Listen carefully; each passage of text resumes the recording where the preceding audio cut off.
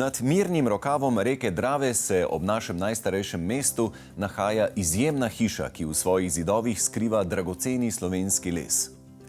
V sebi združuje elemente sodobnosti, prestiža in topline, hkrati pa ponuja glasbeno bogat in akustično domišljen prostor, kakršnega ne vidimo v običajnih domovih.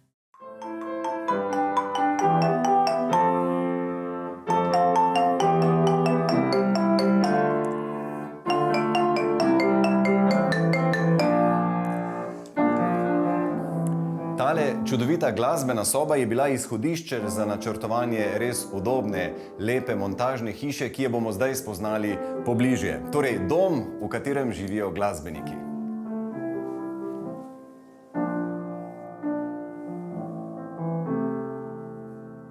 Tina, vi ste arhitektka te prostorne montažne hiše in me zanima, kakšne so osnove tega projekta. Ja, danes se nahajamo v naši tipski hiši Kubus Classic, ki pa ima nekoliko zanimivo zgodovino arhitekturne zasnove. Namreč 12 let nazaj smo izvedli en arhitekturni natečaj na Fakulteti za arhitekturo v Mariboru in čisto prvotno idejo so zrisali študentje arhitekture. Hiša se je čez leta spreminjala, mi smo jo nadgradili in danes je pravzaprav to hiša, ki predstavlja sinonim našega podjetja. Pri zasnovi hiše so bili natančno upoštevani lokacijski pogoji, konfiguracija terena in načela pasivne gradnje. Poleg tega je montažna hiša na Ptuju popolnoma prilagojena posebnim željam in potrebam družine, ki živi v njej. V tej hiši so čisto vsi bivalni prostori, spalni prostori, orientirani proti jugu-zahodu, kjer imamo tudi velike steklene površine. Na severni del objekta pa smo umestili vse tehnične in komunikacijske prostore. Posebnost prav te naše hiše so tudi previsi na južni strani, ki v poletnih mesecih preprečujejo vdor premočnih sončnih žarkov globoko v prostor in tako preprečujejo pregrevanje prostora. V zimskih mesecih, po zimi, ko je vpadni kot žarkov seveda nižji, pa na ta način dodatno ogrevamo prostor preko velikih steklenih površin. So bile še kakšne specifične želje oziroma potrebe tukajšnjih lastnikov? Ja, res je. Danes se nahajamo v hiši, kjer živi glasbena družina in tako smo tlorisno zasnovali to hišo v skladu z njihovimi željami in v pritličju smo umestili glasbeno sobo, ki je posebej izolirana, tako da se v njej dejansko lahko nenehno prepeva in igrajo inštrumenti. Želeli smo ohraniti povezavo glasbene sobe z bivalnimi prostori. Zgoraj v zgornjih prostorih pa so umeščeni spalni prostori, ki tako zagotavljajo intimnost v tej hiši. Spalni prostori so svetli, udobni in imajo dostop do pohodne ravne strehe. Otroška soba s fototapeto bengalskega tigra najmlajšemu članu družine predstavlja kraljestvo v malem. Temnejše pohištvo s predali pod posteljo omogoča mladostniku, da zlahka ohranja red.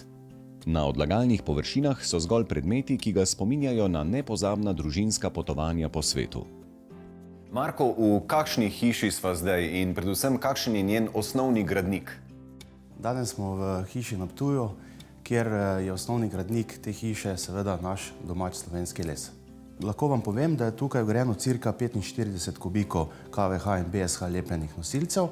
Sestava stene je toplotnega voja zunanje stene je cirka 40 cm in v stropu imamo prav tako 40 cm izolacije.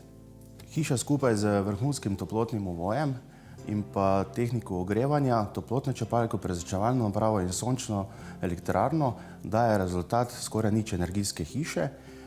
Po pogovoru skupaj z investitorjem, kateri živijo že v tej hiši več kot 2 leti, se pravi več kot 2 kurilni sezoni, pa je hiša celo plus energijska, zaradi tega, ker imajo viška energije za to, da lahko ogrevajo to hišo.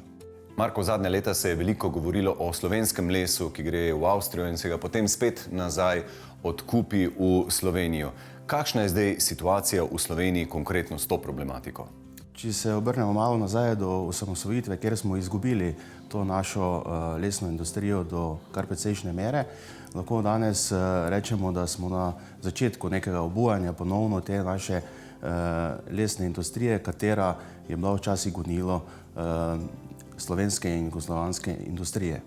Seveda se vsi zavedamo, da je les naš, zraven vode, naš zelo pomemben gospodarski vir, katerega moramo bistveno boljše izkoristiti. Zato smo seveda razmišljali o tem, da bi zgradili svoj lastni lesnopredelovalni center. To smo tudi storili.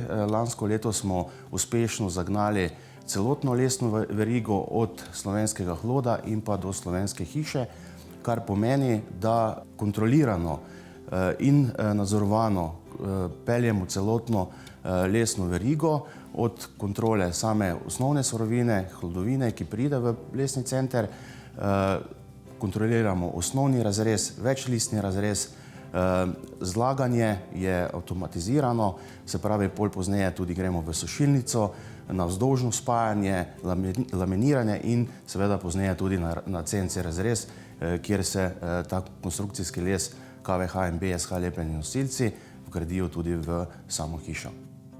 In v kolikem času lahko lastnik pride do takele hiše? Od same odločitve, to pomeni podpisa pogodbe, rabimo približno od pol leta do eno leto, da hišo pripravimo v projektnem smislu, na to pa še rabimo cirka pol leta, da hišo tudi dokončamo. Moderna arhitektura z jasnimi linijami stavbi daje prestižen značaj. Sibirski macesen, ki krasi del pročelja, pa ji podarja toplino in jo povezuje z naravo ter skladno urejenim vrtom. Ta družino vsak dan vabi, da se podruži na terasi ali sprehodi po zelenici. Zunanjost hiše že na prvi pogled izžareva minimalizem, estetiko in urejenost, kar se nadaljuje tudi v notranjosti. V jedilnici, kuhinji in bivalnem prostoru se odvija ubran ples antracitnih odtenkov in lesa, živahnejše barve pa dodajo umetniške slike, pohištveni tekstil in dodatki. Tako interjer izžareva skladnost in harmonijo. Tina, in kdo je tukaj imel potem glavno besedo pri opremljanju? Lastnika imata neverjetno veselje do opremljanja stanovanja in hiše, tako da sta imela glavno besedo prav ona dva. Je pa res, da smo že v fazi načrtovanja hiše dorekli kar nekaj detajlov glede notranje opreme in že v fazi projektiranja smo podstopnice umestili vgradno omaro, dorekli določene zadeve glede glasbene sobe, umestili tapete, določili parkete, keramike v kopalnicah, tako da je bil dejansko moj suport ves čas na razpolago. In kako je zdaj s kaminom v takile pasivni hiši? Ker pasivna hiša in kamin tradicionalno ne gresta najbolj skupaj, ne? Ja, res je. Načeloma v pasivni hiši ne potrebujemo kamina, ne potrebujemo dodatnega vira ogrevanja. Zelo je pomembno, da se vgradi kamin, ki je primeren za pasivne hiše. Zajem zraka za takšen kamin mora biti obvezno zunaj. Prav tako mora biti akumulacijski kamin vgrajen, kar pomeni, da ohranja toploto in pač sprošča to svojo toploto počasi v prostor in tako ne pride do pregrevanja. Tina, in na koncu, kje se vi kot arhitektka v tej hiši najbolje počutite? Jaz se najbolje počutim v tem svetlem, velikem bivalnem prostoru za to mizo, kjer z veseljem popijem kavo in uživam v prečudovitem ambientu, zelenem ambientu ob reki Dravi. Saj se sem res rada vedno znova vračam, saj so tukaj doma zelo dobri in prijetni ljudje. Glasbeniki. Glasbeniki, tako je.